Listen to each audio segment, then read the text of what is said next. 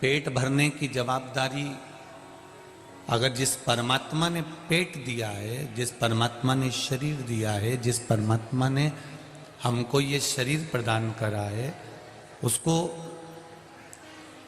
पेट भरने की जवाबदारी भी उस परमात्मा की होती है। पेट भरने की जवाबदारी परमात्मा की है, तुम्हारी पेटी भरने की जवाबदारी परमात्मा की नहीं है। वो भरेगा तुम्हारा पेट, वो तुम्हारा पेट भरने में पीछे नहीं हटेगा।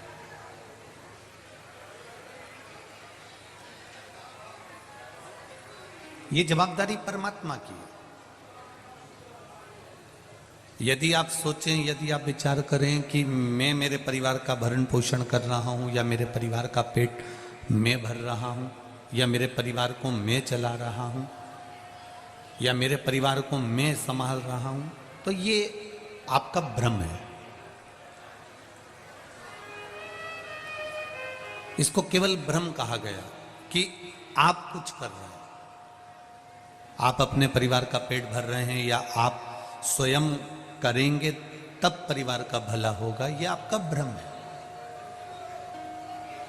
जिसके मन में यह बात आ जाती है कि मैं परिवार का पेट भर रहा हूं, या मैं परिवार को पाल रहा हूं, या मैं परिवार को संभाल कर चल रहा हूं, या कोई जजमानों में भी ये इतने जजमान हैं, ये सारे जजमानों में से कोई ये सोच ले कि कथा मैं करा रहा हूं, तो ये सब भ्रम है हमारा। सियोर वाला महाराज सोच ले कि वो कथा बाच रहा है, तो ये भ्रम है हमारा।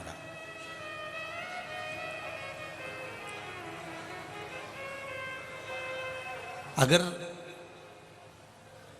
आप परिवार को चला रहे हो, आप परिवार का पेट भर रहे हो, तो 2 महीने के लिए कहीं चले जाओ,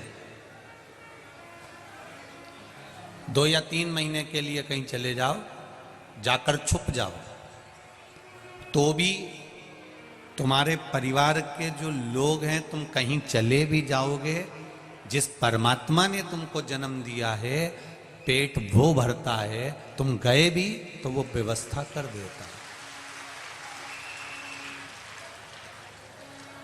ये हमारा भ्रम है,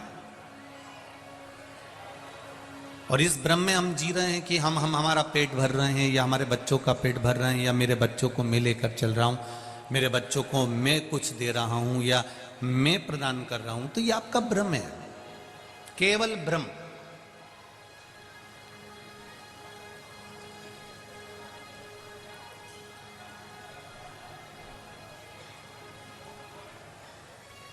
जी रहे हो तब तक परिवार का एक माला या एक गोदड़ी या एक वस्त्र सी रहे हो, और जिस दिन चले जाओगे तुम्हें ऐसा लग रहा है कि मैं कर रहा हूं, जिस दिन चले जाओगे, तुम्हारे जाने के बाद भी जितने घर में लोग हैं वो भूखे नहीं मरेंगे, उनका भी भरण पोषण मेरा महादेव कर देता है। हम चिंता करते हैं, हम टेंशन लेते हैं, मैं नहीं होऊंगा तो कौन करेगा, मैं नहीं करूंगा तो कौन करेगा।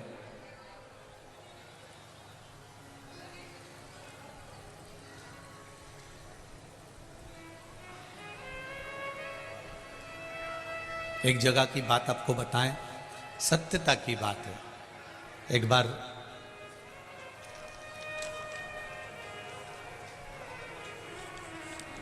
मां नर्मदा जी के घाट पर कथा थी,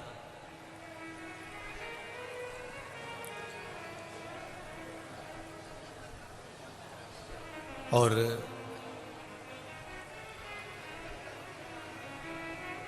किसी कारणवश समिति शुरू दिन का भोजन जो भक्त लोग आए हुए थे पंडाल में उनको नहीं दे पाए। भक्तों का मैसेज सीहोर गया कि गुरुजी तक खबर पहुंचाओ, रात की 11 बज रही है और हमको भोजन नहीं मिला। कुछ नहीं, बाजार में उस समय दुकान भी नहीं लगती थी इतनी सारी, अब तो दुकान भी लगने लगी हैं, तो पेट भर ले आदमी। हम लोग सब भूखे हैं।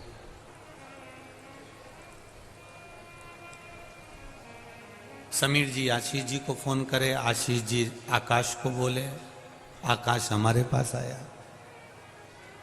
कहा गुरुजी वो रात्रि हो गई है, 10:30 पौने 11 बज रही है, भोजन की व्यवस्था नहीं। समिति क्या कर रही है? हमारा दूसरे दिन से चालू होगा, आज हम व्यवस्था नहीं कर पाए। अभी तो जो हम कथाओं में कहते हैं कि तुम नहीं रहोगे तो भी तो भगवान पेट भरेगा, कोई जरूरी है कि समिति भोजन देगी तभी इनका पेट भराएगा? हमने कहा चालू करो श्री शिवाय नमस्तुभ्यम। ये इसी 2-3 साल के अंदर की ही बात आपको बता रहे हैं, पर स्थान का नाम इसलिए नहीं लेना चाहते कि किसी समिति का नाम खराब हो, इसलिए हम उसको बोलना नहीं चाहते। अब करो जाप श्री शिवाय नमस्तुभ्यम। आकाश ने माइक लिया और कह दिया नाम जाप करो। अब भूखे तो हो, भजन करने में क्या जाता है? ये कथा अगर वो गांव के लोग भी सुन रहे होंगे तो उनको ज्ञात होगा कि हमने पहले दिन का भोजन नहीं दे पाए थे, तो भोजन एक लोडिंग ऑटो में भरकर 68 किलोमीटर दूर से कोई गांव का व्यक्ति भरकर पूड़ी और सब्जी लाकर खिलाकर गया था।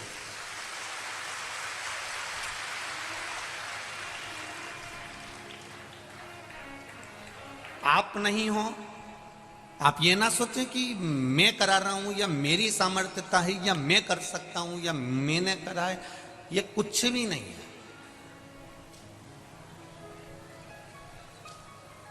आप आओगे तो भी कथा होगी, नहीं आओगे तो भी कथा होगी। सियोर वाला महाराज रहेगा तो भी कथा होगी, नहीं रहेगा तो भी कथा होगी।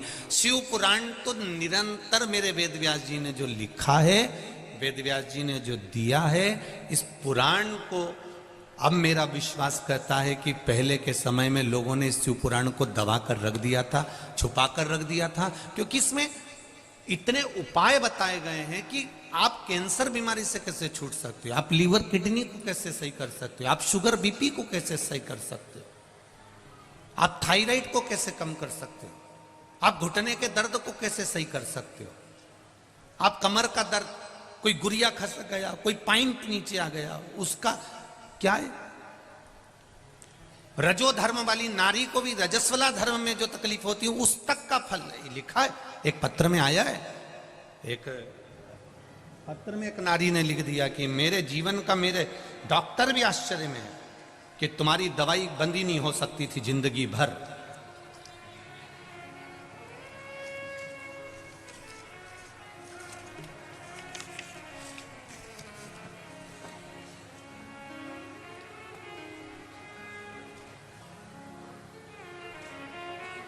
शालिनी अंकित राय झांसी उत्तर प्रदेश से आए।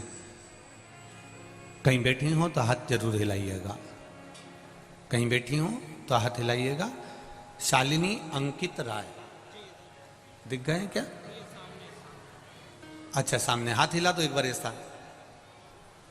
हाँ जी, श्री शिवाय नमस्ते। इन्होंने लिखा है, गुरुदेव मैं नहीं जानती हूं कि मैं आपकी इस पावन शिव महापुराण को श्रवण करने कैसे आई हूं। मैं अपने घर वालों से जिद कर कर बाबा को धोख लगाने आई हूं, प्रणाम करने आई हूं। धोख लगाने का मतलब होता है प्रणाम करना, नमन करना। एक लोटा जल और एक बेलपत्र का क्या महत्व है, मैं बखान करूं गुरुदेव। मुझे 2014 से, अभी कौन सा साल चल रहा है? 22। 2014 से रजो धर्म की समस्या थी। डॉक्टर ने बोल दिया था कि आपको जिंदगी भर गोलियां खाना पड़ेगी, यह दवाई आपकी जीवन भर बंद नहीं हो सकती। बाबा की कृपा देखिए गुरुदेव, आचमन का जल लेना प्रारंभ करा, शिव जी पे चढ़ा हुआ और बेलपत्र खाना चालू करा, मेरी दवाई छूट गई और मैं अब पूर्ण तरह से ठीक हूं। यह गुरु जी कृपा है शिव जी की, बाबा की कृपा। फिर देखिए गुरुदेव, मेरे बाबा ने कृपा क्या करी, जब दवाई गोली बंद हो गई तब दूसरे डॉक्टर को दिखाने के लिए गए तो मालूम पड़ा कि मेरे पेट में 22 mm की गांठ बताई थी। अब विचार करा कि बाबा तूने रजो धर्म से तो मुझे अच्छा कर दिया, पर मेरे पेट में 22 mm की गठान है, कुछ भी करो, इसको सही कर दो। 3 माह पहले मेदांता में जाकर हमने इस गठान को दिखाया तो अल्ट्रासाउंड में वो गांठ आई है और उसको ऑपरेशन का डॉक्टर बोले। गुरुदेव मन नहीं माना और बेलपत्र को फिर चढ़ाना प्रारंभ करा। शिव जी को बेलपत्र चढ़ाती, रोज उठा कर लाती और खाना प्रारंभ करा। जल शिव जी को चढ़ाती, आचमन करना प्रारंभ करा।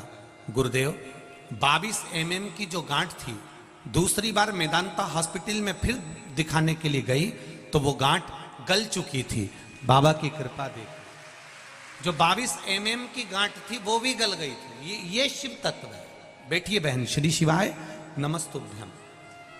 शिव पुराण कहती है।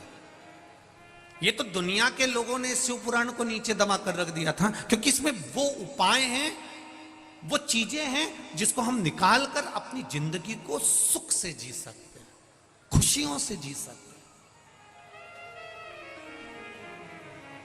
इस शिव महापुराण के कारण ना जाने कितनों के तो धंधे चौपट हो गए होंगे, क्योंकि सारी समस्या का हल एक लोटा जल।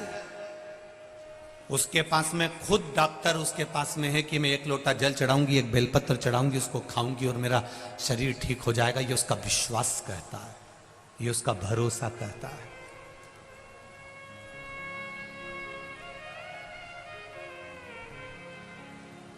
जिन नारियों को संतान नहीं होती, ये पत्र पढ़े, बच्चे का फोटो लगाया है, निधि पांडे। 4 साल से संतान नहीं थी। कहीं बैठी हो निधि जी पांडे, कल्याणपुर से हैं। जहां कहीं बैठी हो निधि जी, दोनों हाथ हिलाइएगा एक बार। 4 साल से संतान नहीं हो रही थी गुरुदेव। डॉक्टर ने कहा था कि तुम्हारे यहां संतान का सुख नहीं है, यह पत्र है। पर सफेद आंकड़े का प्रयोग वाला उपाय किया और बेलपत्री और जल का प्रयोग करा और मेरे यहाँ 4 साल के बाद फिर संतान बाबा की कृपा से प्राप्त हो ही गई। ये शिव है। बैठिए, कहीं बैठिए। एक पत्र और देखिए।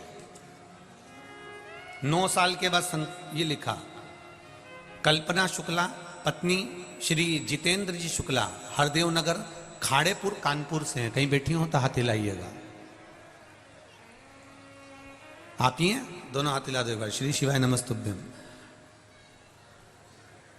5 साल संतान नहीं हुई, ये पत्र में लिख रही हैं।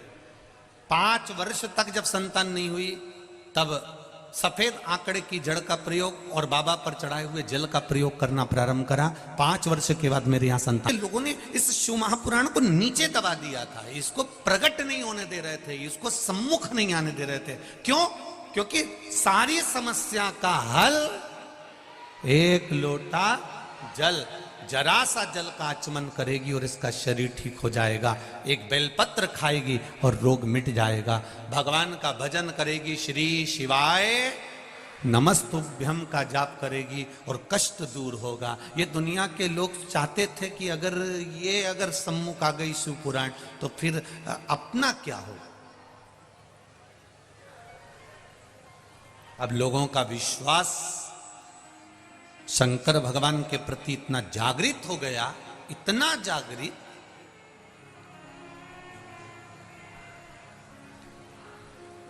अभी कल की या परसों की बात है।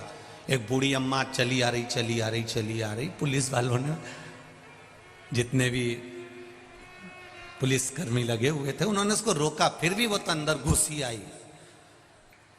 मेरे को तो स्टेज पे ही जाना है। 80 साल की होगी, फिर भी पुलिस जवानों ने उसको रोका। अभी कथा चल रही है, बाद में मिल लेना। वो अम्मा पीछे पड़ गई, तुम्हें मिलवाना पड़ेगा। पुलिस के जवानों ने उसको रोक कर रखा। कथा समापन हुई। जाते जाते हम गाड़ी से जब उससे मिले तो उस माँ के शब्द थे। एक शब्द उस माँ का बहुत सुंदर था कि गुरुदेव, पहले सब फ्री बैठे रहते थे तो सब झगड़ते थे। जब से शिव पुराण टीवी पे आने लगी है सब व्यस्त हो गए, इसलिए मैं आपसे मिलने के लिए आई।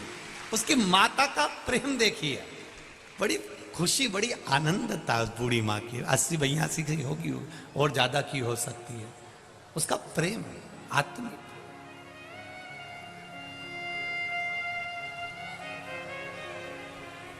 आपका विश्वास जागा है शंकर के प्रति, और जिस दिन भगवान शिव के प्रति पूर्ण भरोसा जाग जाता है, भगवान शिव के प्रति पूर्ण भरोसा केंद्रित हो जाता है, तो जीवन का एक आनंद उत्पन्न हो जाता है।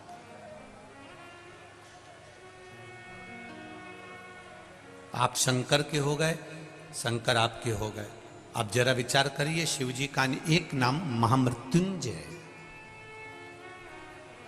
जो मृत्यु पर विजय प्राप्त करता है, मौत को भी जो जीत लेता है, वह महामृत्युंजय।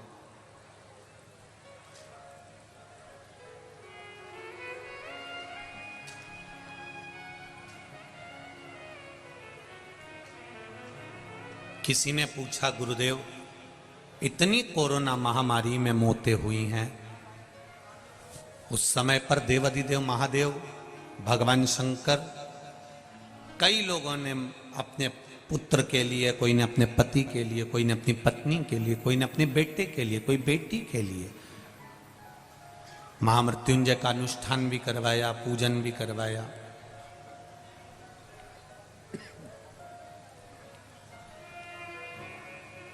उसके बाद भी ये मृत्यु को क्यों ही है, कारण क्या है, हम उनसे कहना चाहेंगे। शादी में जाना रहता है तो पहले से तैयारी करना पड़ती है। बोलो री जीजियो, सही है कि गलत है? तुम्हारी बहन के घर शादी में जा रहे हो तो आपको कम से कम 2 घंटे 3 घंटे, आप मत करो 4 दिन पहले तैयारी, पर 2-4 घंटे पहले तो करोगी कि बैग में सामान रख दूं, साड़ी रख दूं, सामान रख दूं, उसको देने के लिए लिफाफा रख दूं, उसको देने के लिए कपड़ा रख दूं, उसकी साड़ी रख दूं, उसका सामान रख दूं। कथा में आने से पहले तुमने तैयारी करी है। 9 बजे कथा चालू होगी, 5-6 बजे से घर से निकली हो। इतनी जल्दी तो तुम जिंदगी में कहीं नहीं गई होगी।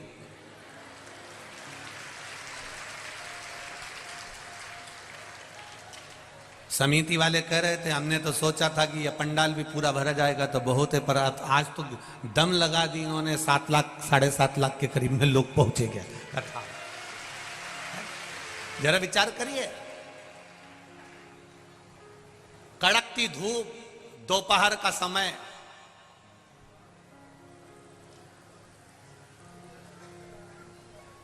चिलचिलाती धूप, दोपहर का समय, और लोग सिर पर तप रहा है, अपना अपना रुमाल गमछा पल्लू डाल डाल के बैठे हुए। नमन है आपकी भक्ति को, प्रणाम करता हूं।